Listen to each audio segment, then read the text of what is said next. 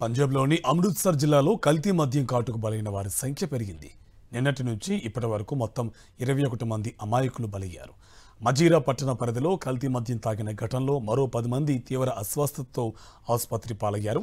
మృతుల్లో ఎక్కువ మంది రోజువారీ కూలీలే ఉన్నారు. ప్రస్తుతం వీళ్ల ఆరోగ్య పరిస్థితి విషమంగా ఉంది. కల్తీ మద్యం సేవించి ప్రజలు చనిపోతున్నారని మొన్న రాత్రే 5 గ్రామాల నుంచి పోలీసులకు సమాచారం అందింది.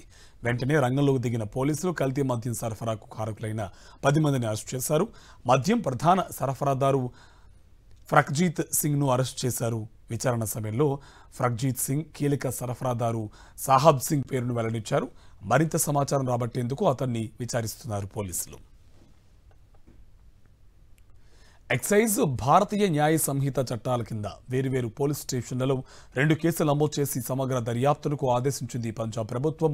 నకిలీ మద్యం ఏరులా పారుతున్న నిఘా పెట్టకుండా నిర్లక్ష్యం వహించారంటూ ప్రభుత్వం వెంటనే మజీరా డిప్యూటీ ఎక్స్పీ అమోలక్ సింగ్ అలాగే Majitha police station house officer Avtar సింగ్ను సస్పెండ్ చేసింది.